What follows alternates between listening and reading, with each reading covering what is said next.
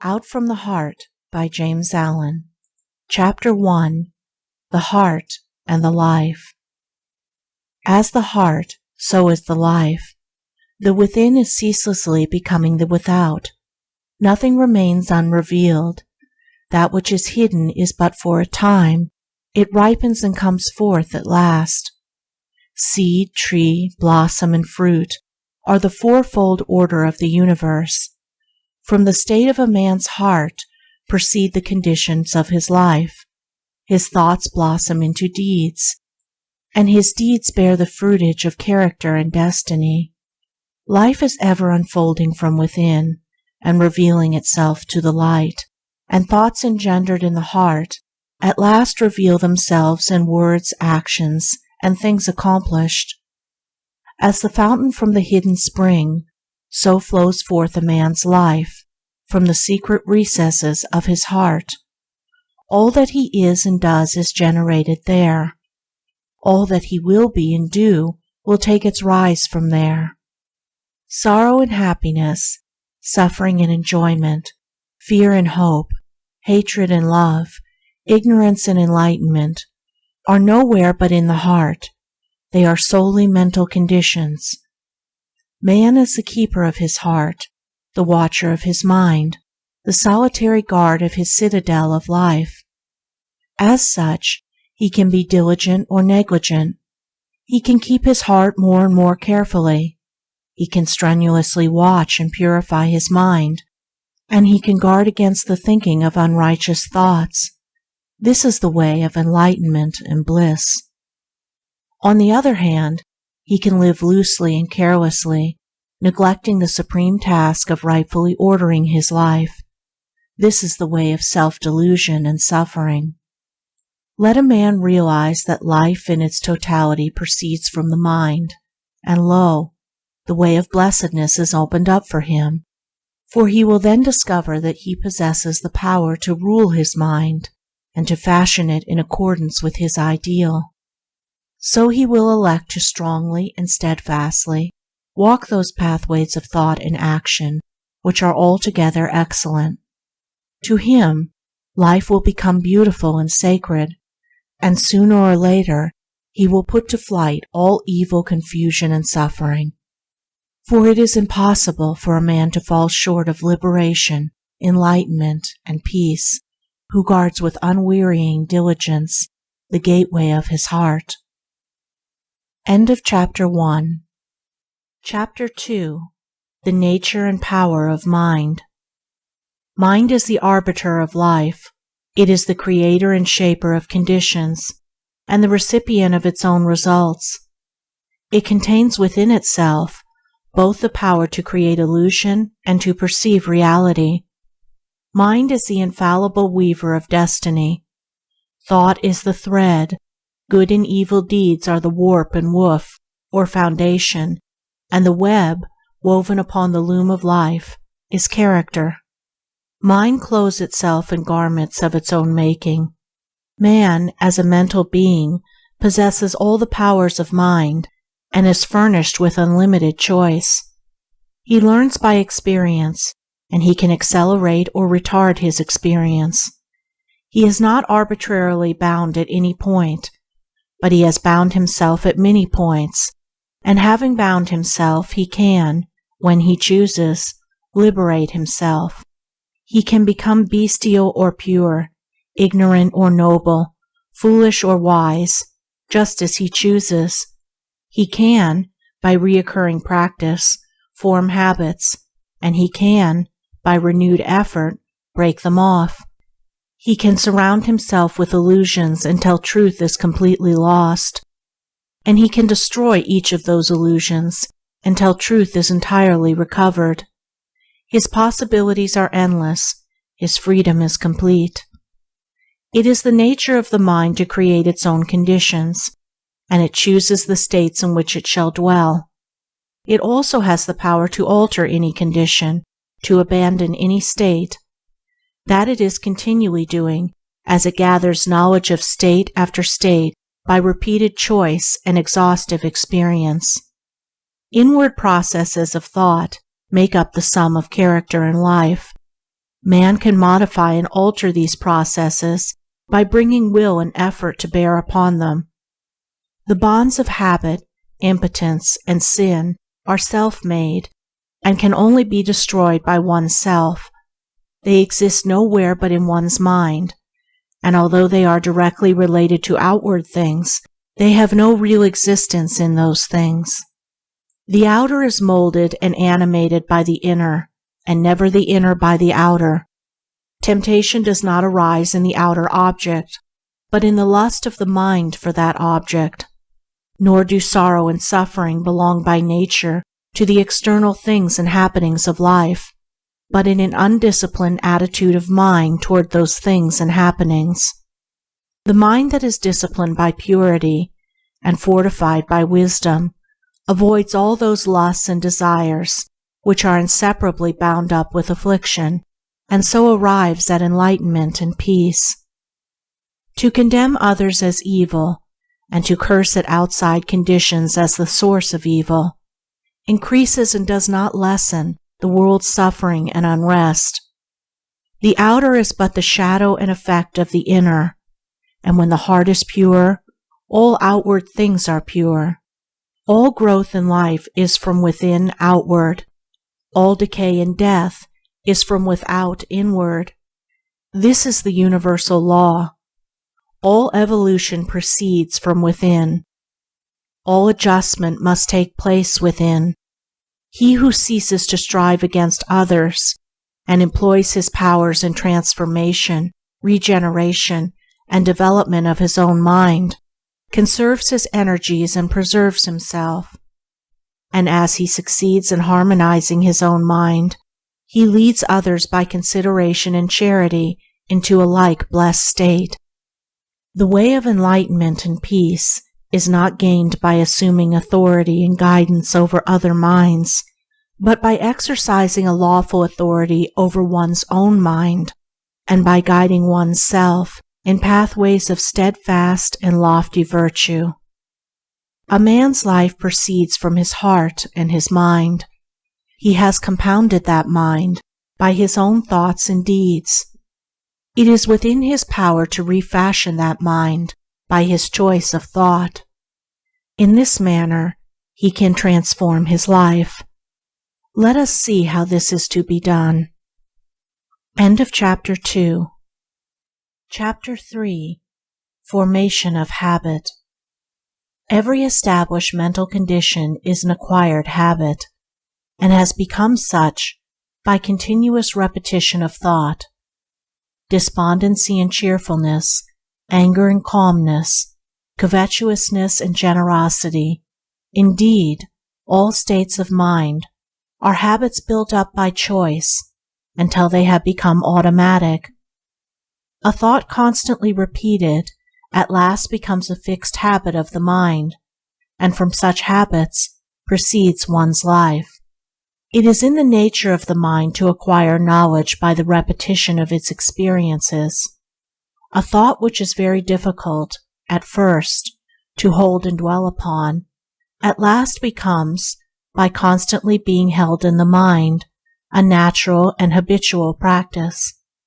A boy, when commencing to learn a trade, cannot even handle his tools right, much less use them correctly. But after long repetition and practice, he plies them with perfect ease and consummate skill. Likewise, a state of mind, at first apparently incapable of realization, is by perseverance and practice at last acquired and built into the character as a natural and spontaneous condition. In this power of the mind to form and reform its habits, its conditions, is contained the basis of a man's salvation. It is the open door to perfect liberty by the mastery of self. For as a man has the power to form harmful habits, so he equally has the same power to create habits that are essentially good. And here we come to a point which needs some clarifying, and which calls for deep and earnest thought on the part of my reader. It is commonly said to be easier to do wrong than right, to sin than to be holy. Such a condition has come to be regarded almost universally as a self-evident truth. No less a teacher than the Buddha has said, "Bad deeds and deeds hurtful to ourselves are easy to do. What is beneficial and good, that is very difficult to do." And with regards to humanity generally, this is true, but it is only true as a passing experience, a fleeting factor in human evolution. It is not a fixed condition of things. It is not the nature of an eternal truth. It is easier for men to do wrong than right, because of the prevalence of ignorance, because the true nature of things and the essence and meaning of life are not understood. When a child is learning to write, it is extremely easy to hold the pen wrongly and to form his letters incorrectly, but it is painfully difficult to hold the pen and to write properly. This is because of the child's ignorance of the art of writing, which can only be dispelled by persistent effort and practice, until at last it becomes natural and easy to hold the pen correctly, and difficult, as well as altogether unnecessary, to do the wrong thing. It is the same in the vital things of mind and life. To think and do rightly requires much practice and renewed effort, but the time comes at last when it becomes habitual and easy to think and do rightly, and difficult, as it is then seen to be altogether unnecessary, to do that which is wrong. Just as an artisan becomes, by practice, accomplished in his craft, so you can become, by practice, accomplished in goodness. It is entirely a matter of forming new habits of thought, and he to whom right thoughts have become easy and natural, and wrong thoughts and acts difficult to do, has attained to the highest virtue, to pure spiritual knowledge. It is easy and natural for men to sin because they have formed by incessant repetition harmful and unenlightened habits of thought. It is very difficult for the thief to refrain from stealing when the opportunity occurs, because he has lived so long in covetous and greedy thoughts. But such difficulty does not exist for the honest man who has lived so long with upright and honest thoughts.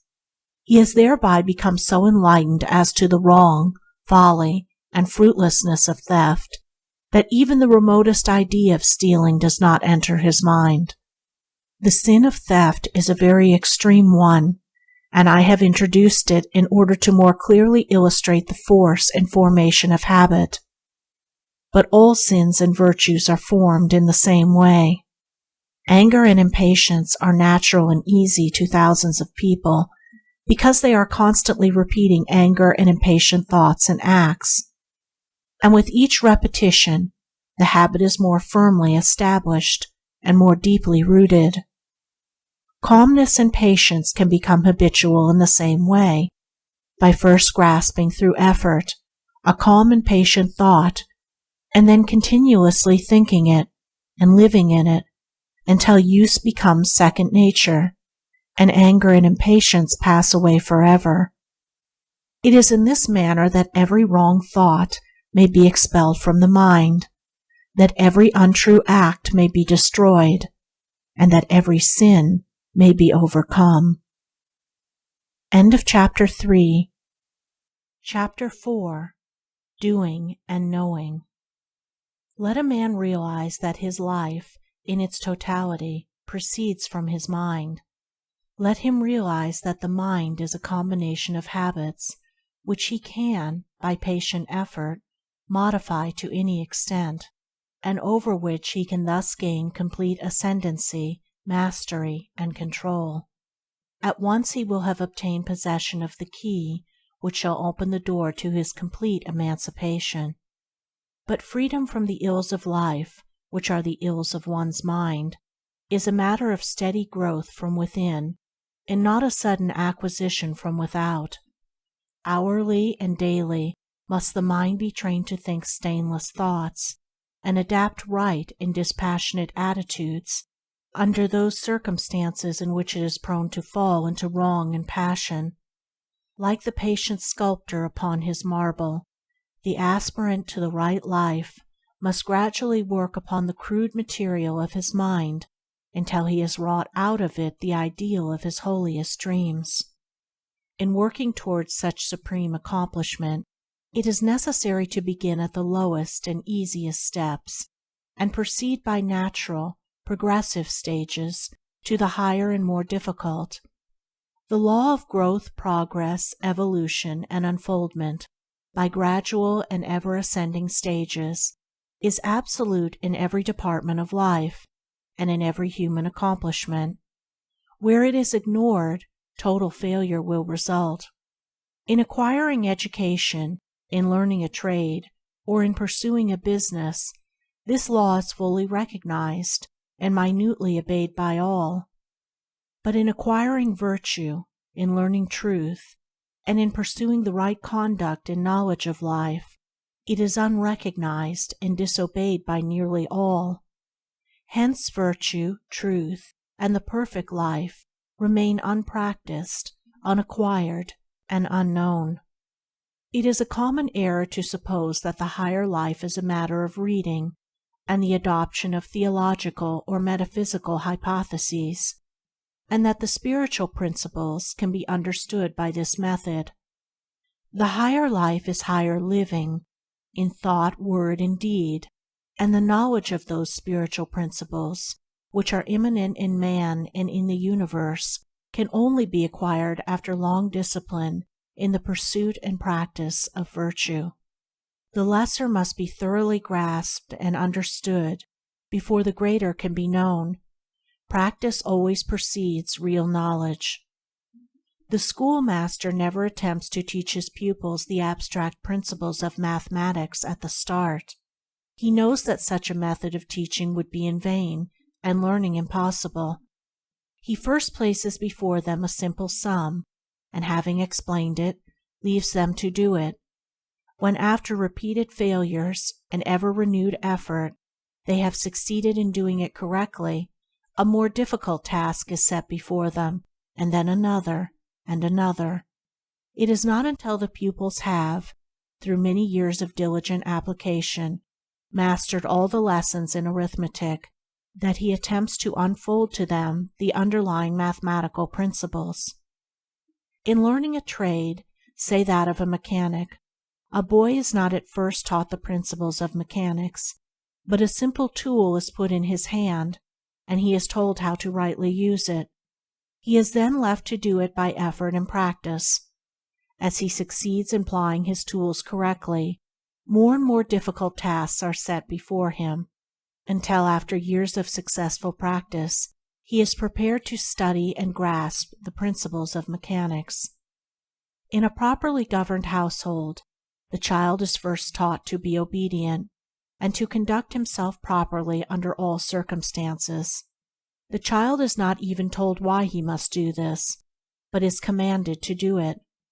Only after he has far succeeded in doing what is right and proper is he told why he should do it. No father would attempt to teach his child the principles of ethics before extracting from him the practice of family duty and social virtue. Thus practice ever precedes knowledge, even in the ordinary things of the world, and in spiritual things, in the living of the higher life, this law is rigid in its demands. Virtue can only be known by doing, and the knowledge of truth can only be arrived at by perfecting oneself in the practice of virtue. To be complete in the practice and acquisition of virtue is to be complete in the knowledge of truth.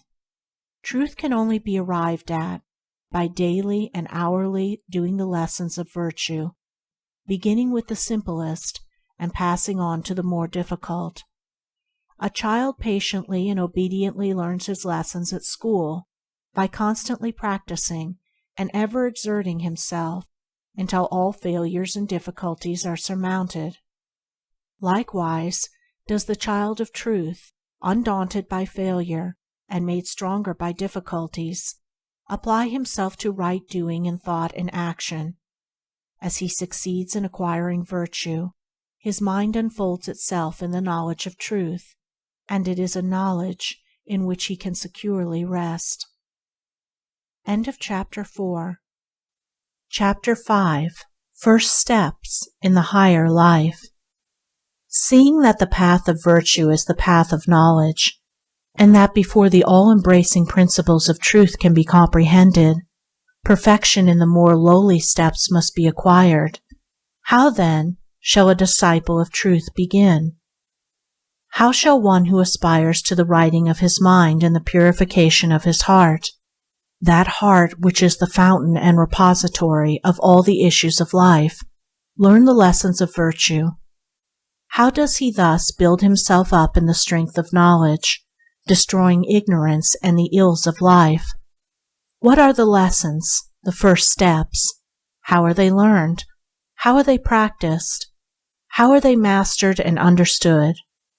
The first lessons consist in overcoming those wrong mental conditions which are most easily eradicated, and which are the common barriers to spiritual progress, as well as in practicing the simple domestic and social virtues. The reader will be better aided if I group and classify the first 10 steps in 3 lessons as follows: vices of the body to be overcome and eradicated. First lesson: discipline of the body. First step: idleness, laziness, or indolence. Second step: self-indulgence or gluttony. Second lesson: discipline of speech. Third step: slander. Fourth step: gossip and idle conversation. Fifth step: abusive and unkind speech. Sixth step: frivolity or irreverent speech. Seventh step: critical, captious, or fault-finding speech. Third lesson: discipline of tendencies. Eighth step: unselfish performance of duty. Ninth step: unswerving rectitude or moral integrity. 10th step: unlimited forgiveness. The 2 vices of the body and the 5 of the tongue are so called because they are manifested in the body and tongue. Also, by so definitely classifying them, the mind of the reader will be better helped. But it must be clearly understood that these vices arise primarily in the mind, and are wrong conditions of the heart worked out in the body and the tongue. The existence of such chaotic conditions is an indication that the mind is altogether unenlightened as to the real meaning and purpose of life, and their eradication is the beginning of a virtuous, steadfast, and enlightened life. But how shall these vices be overcome and eradicated? By first, and at once, checking and controlling their outward manifestations, and by suppressing the wrong act. This will stimulate the mind to watchfulness and reflection, until by repeated practice it will come to perceive and understand the dark, wrong, and erroneous conditions of mind, out of which such acts spring. It will then abandon them entirely. It will be seen that the first step in the discipline of the mind is the overcoming of indolence or laziness. This is the easiest step, and until it is perfectly accomplished, the other steps cannot be taken. The clinging to indolence constitutes a complete barrier to the path of truth. Indolence consists in giving the body more ease and sleep than it requires, in procrastinating, and in shirking and neglecting those things which should receive immediate attention. This condition of laziness must be overcome by rousing up the body at an early hour, giving it just the amount of sleep it requires for complete recuperation, and by doing promptly and vigorously every task, every duty, no matter how small, as it comes along. On no account should food or drink be taken in bed, and to lie in bed after one has awakened, indulging in ease and reverie, is a habit fatal to promptness and resolution of character, and of purity of mind. Nor should one attempt to do his thinking at such a time. Strong, pure, and true thinking is impossible under such circumstances. A man should go to bed to sleep, not to think. He should get up to think and work, not to sleep. The next step is the overcoming of self-indulgence or gluttony. The glutton is he who eats for animal gratification only, without considering the true end and object of eating. He eats more than his body requires, and is greedy after sweet things and rich dishes. Such undisciplined desire can only be overcome by reducing the quantity of food eaten and the number of meals per day, and by resorting to a simple and uninvolved diet. Regular hours should be set apart for meals, and eating at other times should be rigidly avoided. Suppers should be abolished, as they are altogether unnecessary and promote heavy sleep and cloudiness of mind. The pursuit of such a method of discipline will rapidly bring the once ungoverned appetite under control, and as the sensual sin of self-indulgence is taken out of the mind, the right selection of foods will be instinctively and infallibly adapted to the purified mental condition.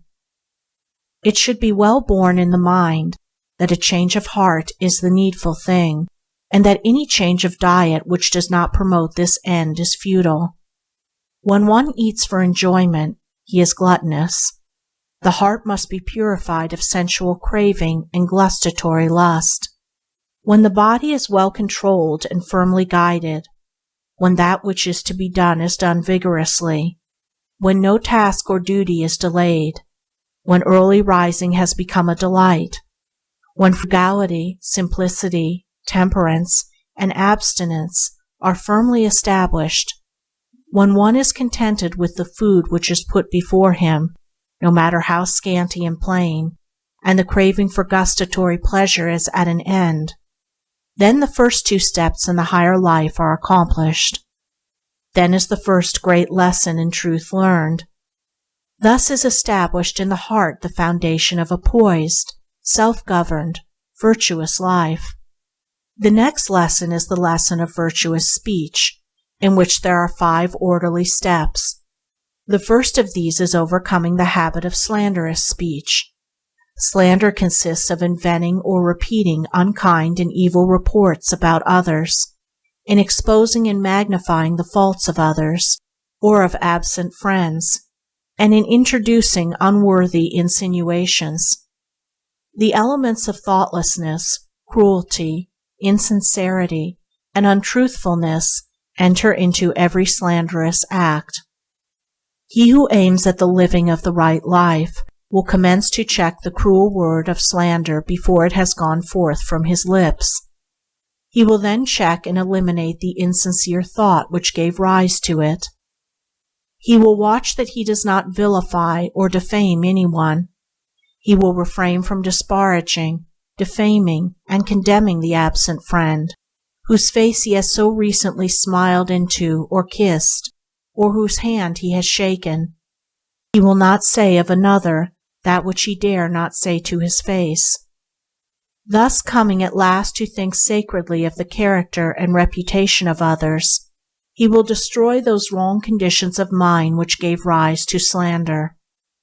The next step is the overcoming of gossip and idle conversation. Idle speech consists in talking about the private affairs of others, in talking merely to pass away the time, and engaging in aimless and irrelevant conversation. Such an ungoverned condition of speech is the outcome of an ill-regulated mind. The man of virtue will bridle his tongue, and thus learn how rightly to govern the mind. He will not let his tongue run idly and foolishly, but will make his speech strong and pure, and will either talk with a purpose or remain silent. Abusive and unkind speech is the next vice to be overcome. The man who abuses and accuses others has himself wandered far from the right way. To hurl hard words and names at others is to sink deeply into folly. When a man is inclined to abuse, curse, and condemn others, let him restrain his tongue and look within himself. The virtuous man refrains from all abusive language and quarreling. He employs only words that are useful, necessary, pure, and true. The sixth step is the overcoming of levity, or irrelevant speech. Light and frivolous talking the repeating of crude jokes, the telling of vulgar stories, having no other purpose than to raise an empty laugh, offensive familiarity, and the employment of contemptuous and disrespectful words when speaking to or of others, and particularly of one's elders and those who rank as one's teachers, guardians, or superiors. All of this will he put away by the lover of virtue and truth. Upon the altar of irreverence, absent friends and companions are immolated for the passing excitement of a momentary laugh, and all the sanctity of life is sacrificed to the zest for ridicule. When the respect towards others and the giving of reverence where reverence is due are abandoned, virtue is abandoned. When modesty, significance, and dignity are eliminated from speech and behavior, truth is lost. Yea, even its entrance gate is hidden away and forgotten. Irreverence is degrading even in the young, but when it accompanies gray hairs and appears in the demeanor of the preacher, this is indeed a piteous spectacle. And when this can be imitated and followed after, then are the blind leading the blind, then have elders, preachers, and people lost their way. The virtuous will be of earnest and reverent speech. He will think and speak of the absent as he thinks and speaks of the dead, tenderly and sacredly. He will put away all thoughtlessness, and watch that he does not sacrifice his dignity to gratify a passing impulse of frivolity and superficiality.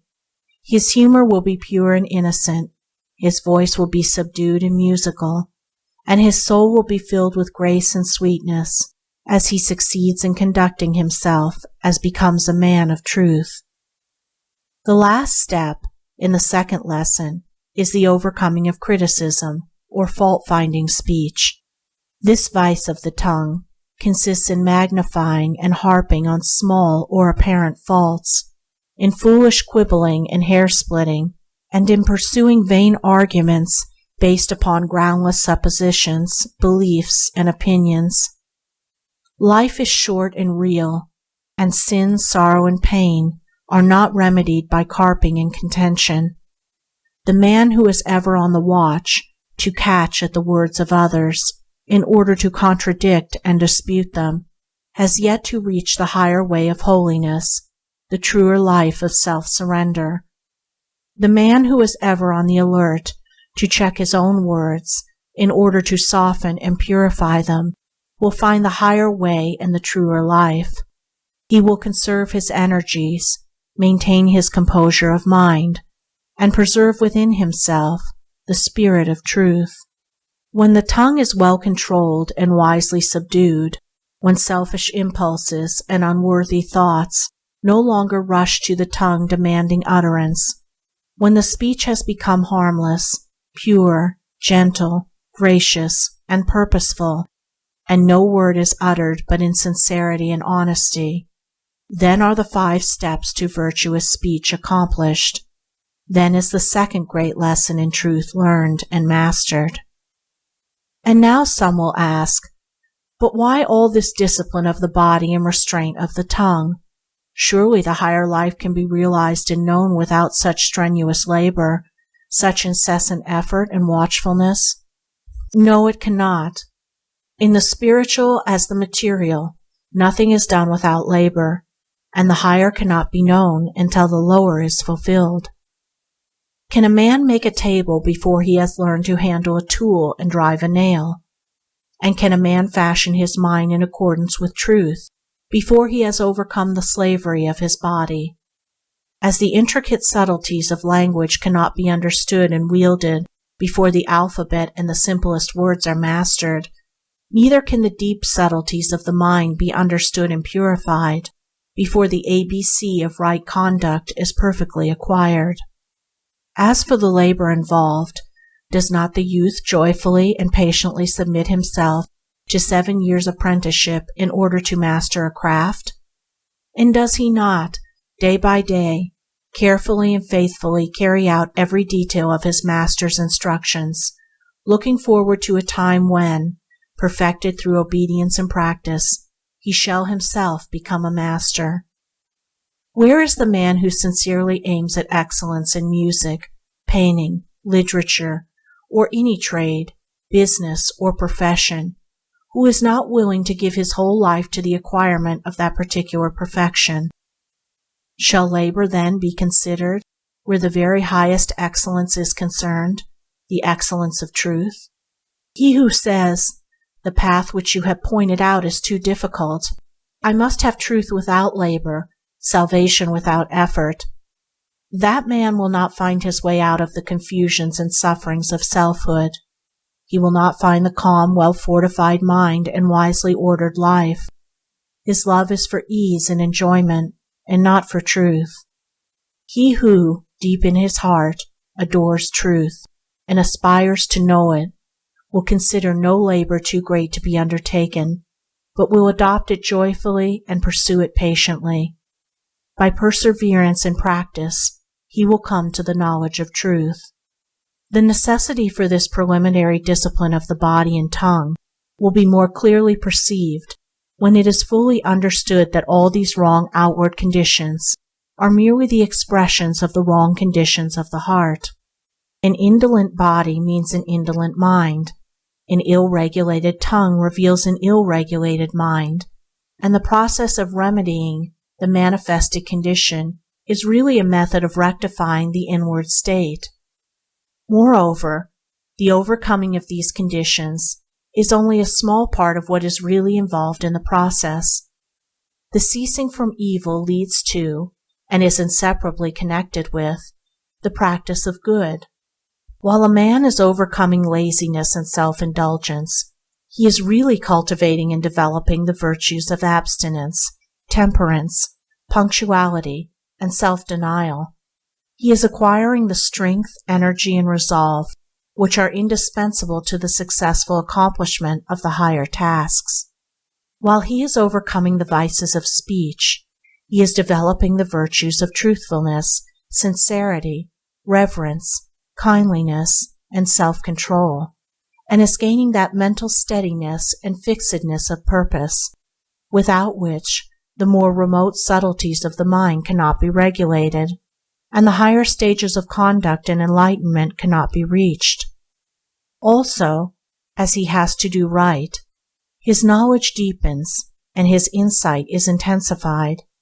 Just as a child's heart is glad when a school task is mastered, so with each victory achieved, the man of virtue experiences a bliss which the seeker after pleasure and excitement can never know.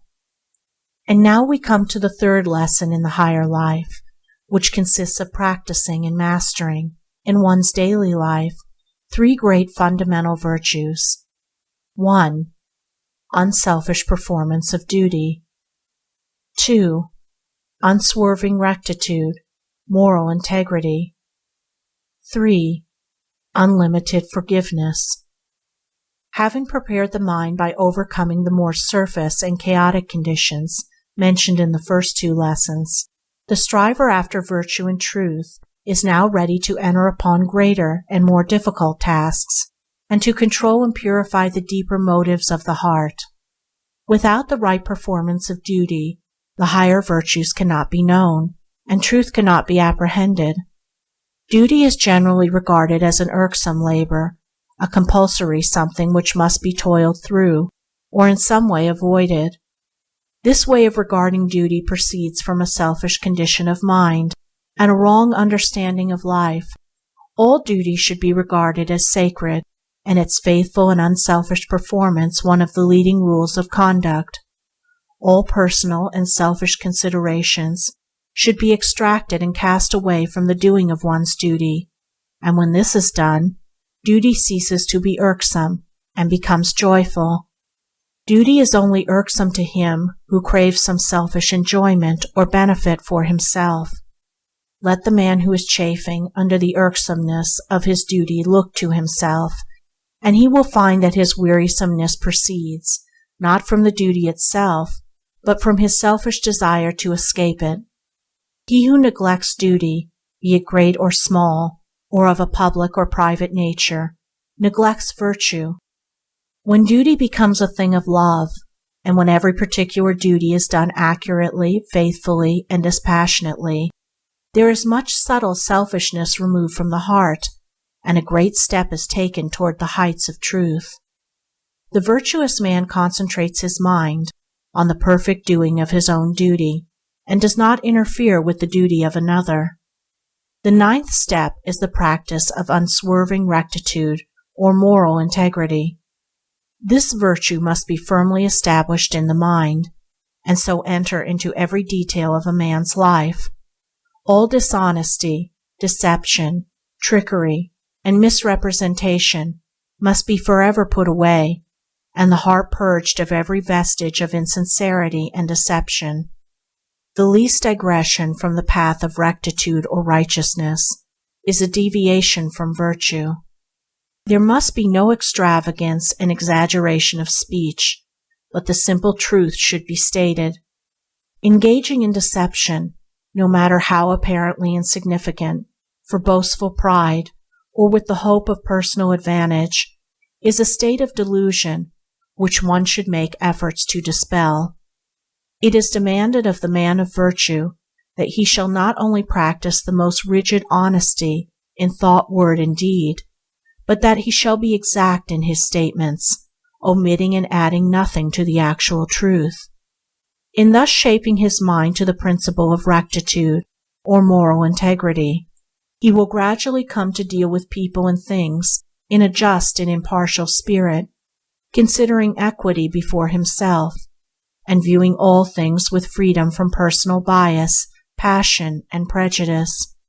When the virtue of rectitude is fully practiced and comprehended, so that all temptation to untruthfulness and insincerity has ceased, then is the heart made purer and nobler, then is character strengthened, and knowledge enlarged, and life takes on a new meaning and a new power. Thus is the ninth step accomplished. The 10th step is the practice of unlimited forgiveness. This consists in overcoming the sense of injury, which springs from vanity, selfishness, and pride, and in exercising disinterested charity and large-heartedness towards all. Spite, retaliation, and revenge are so utterly ignoble, so base, so small and foolish, as to be altogether unworthy of being noticed or harbored. No one who fosters such conditions in his heart can lift himself above folly and suffering, and guide his life aright. Only by casting them away, and ceasing to be moved by them, can a man's eyes be opened to the true way of life. Only by developing a forgiving and charitable spirit can he hope to approach and perceive the strength and beauty of a well-ordered life. In the heart of the strongly virtuous man, no feeling of personal injury can arise. He has put away all retaliation, and has no enemies. If other men should regard themselves as his enemies, he will regard them kindly, understanding their ignorance, and making full allowance for it. When this state of heart is arrived at, then the 10th step in the discipline of one's self-seeking inclinations is accomplished. Then the 3rd great lesson in virtue and knowledge is learned and mastered. Having thus laid down the first 10 steps and 3 lessons in right doing and right knowing, I leave those of my readers who are prepared for them to learn and master them in their everyday life. There is, of course, a still higher discipline of the body, a more far-reaching discipline of the tongue, and greater and more all-embracing virtues to acquire and understand before the highest state of bliss and knowledge can be grasped. But it is not my purpose to deal with them here.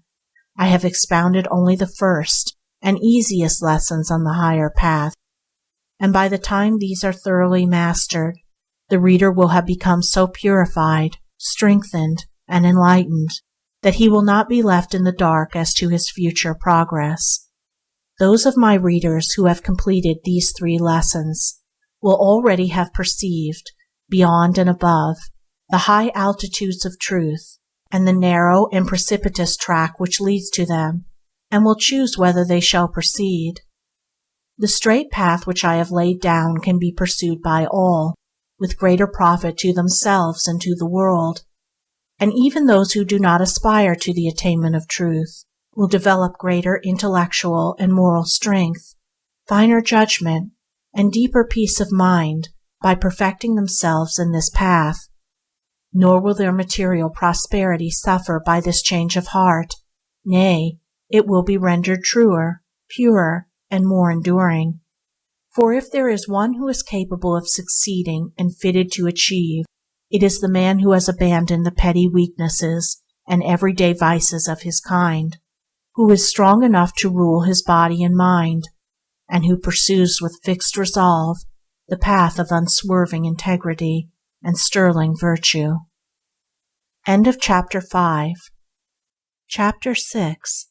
Mental Conditions and Their Effects. Without going into the details of the greater steps and lessons in the right life, a task outside the scope of this small work, a few hints concerning those mental conditions from which life in its totality springs seem in order. These hints will prove helpful to those who are ready and willing to penetrate further into the inner realm of heart and mind, where love, peace, and wisdom await the rapidly progressing student of life. All sin is ignorance. It is a condition of darkness and undevelopment. The wrong thinker and the wrong doer is in the same position in the school of life as the ignorant pupil is in the school of learning. He has yet to learn how to think and act correctly, that is, in accordance with law. The pupil in learning is not happy so long as he does his lessons wrongly. Likewise, unhappiness cannot be escaped while sin remains unconquered. Life is a series of lessons.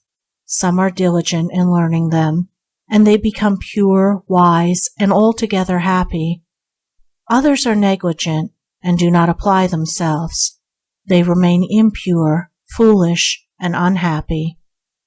Every form of unhappiness springs from a wrong condition of mind. Happiness is inherent in right conditions of mind. Happiness is mental harmony. Unhappiness is mental inharmony. While a man lives in wrong conditions of mind, he will live a wrong life and will suffer continually. Suffering is rooted in error. Bliss is inherent in enlightenment. There is salvation for man only in the destruction of his own ignorance, error, and self-delusion. Where there are wrong conditions of mind, there is bondage and unrest. Where there are right conditions of mind, there is freedom and peace. Here are some of the leading wrong mental conditions and their disastrous effects upon one's life. 1. Hatred, which leads to injury, violence, disaster, and suffering. 2. Lust, which leads to confusion of intellect, remorse, shame, and wretchedness. 3. Covetousness, which leads to fear, unrest, unhappiness, and loss. 4. Pride, which leads to disappointment, humiliation, and lack of self-knowledge. 5. Vanity, which leads to distress and mortification of spirit. 6.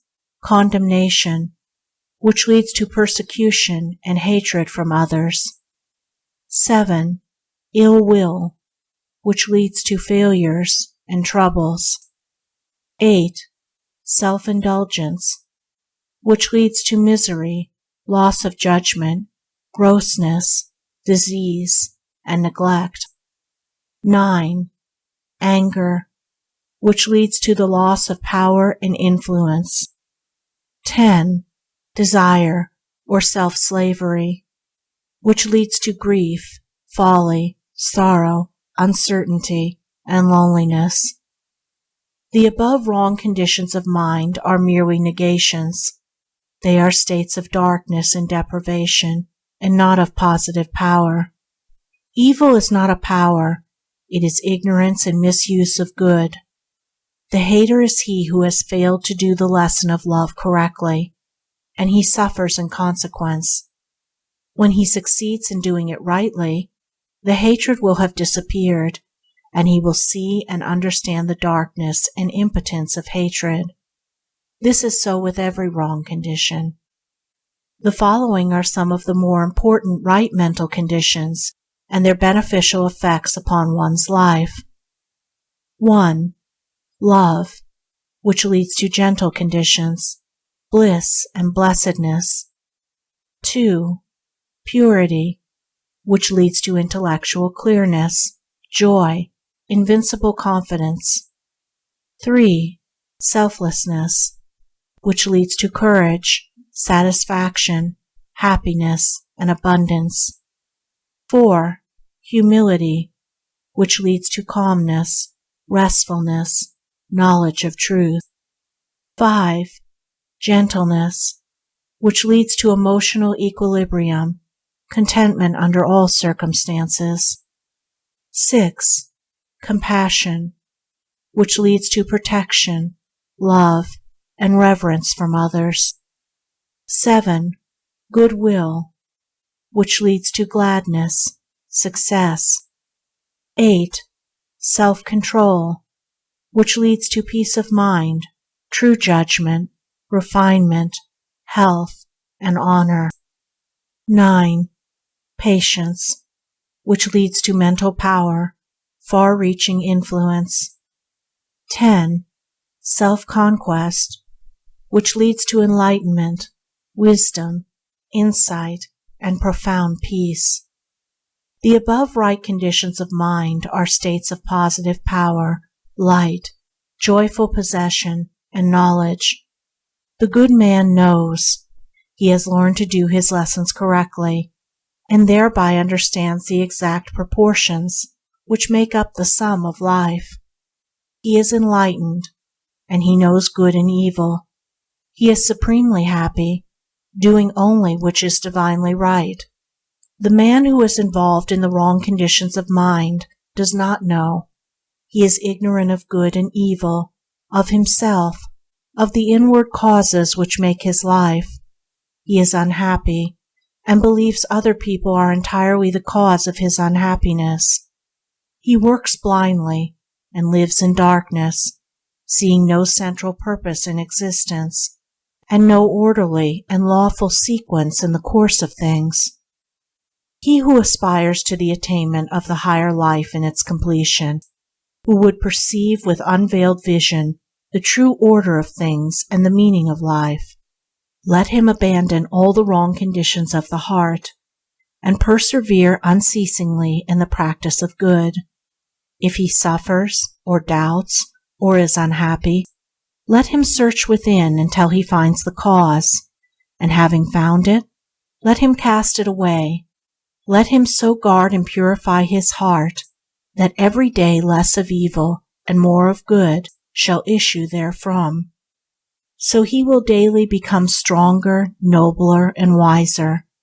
So will his blessedness increase, and the light of truth, growing ever brighter and brighter within him, will dispel all gloom and illuminate his pathway. End of Chapter 6. Chapter 7. Exhortation. Disciples of truth, lovers of virtue, seekers of wisdom, you also, who are sorrow-stricken, knowing the emptiness of the self-life, and who aspire to the life that is supremely beautiful and serenely joyful, take now yourselves in hand, enter the door of discipline, and know the better life. Put away self-delusion, behold yourself as you are, and see the path of virtue as it is. There is no lazy way to truth. He who would stand upon the mountain's summit must strenuously climb, and must rest only to gather strength. But if the climbing is less glorious than the cloudless summit, it is still glorious. Discipline in itself is beautiful, and the end result of discipline is sweet. Rise early and meditate. Begin each day with a conquered body and a mind fortified against error and weakness. Temptation will never be overcome by unprepared fighting. The mind must be armed and arrayed in the silent hour. It must be trained to perceive, to know, to understand. Sin and temptation disappear when right understanding is developed. Right understanding is reached through unabated discipline. Truth cannot be reached but through discipline. Patience will increase by effort and practice, and patience will make discipline beautiful. Discipline is irksome to the impatient man and the lover of self, so he avoids it and continues to live loosely and confusedly. Discipline is not irksome to the lover of truth, and he will find the infinite patience which can wait, work, and overcome. Just as the joy of the gardener who sees his or her flowers develop day by day, so is the joy of the man of discipline who sees the divine flowers of purity, wisdom, compassion, and love grow within his heart. The loose liver cannot escape sorrow and pain. The undisciplined mind falls, weak and helpless, before the fierce onslaught of passion. Array your mind then, lover of truth. Be watchful, thoughtful, and resolute. Your salvation is at hand. Your readiness and effort are all that are needed. If you fail 10 times, do not be disheartened. If you should fail 100 times, rise up and pursue your way. If you should fail 1,000 times, do not despair. When the path is entered, success is sure if the path is not utterly abandoned. First strife and then victory. First labor and then rest. First weakness and then strength. In the beginning the lower life and the glare and confusion of battle, and at the end the life beautiful, the silence, and the peace. All common things, each day's events, that with the hour begin and end, our pleasures and our discontents are rounds by which we may ascend. We have not wings, we cannot soar, but we have feet to scale and climb. Longfellow. End of chapter 7.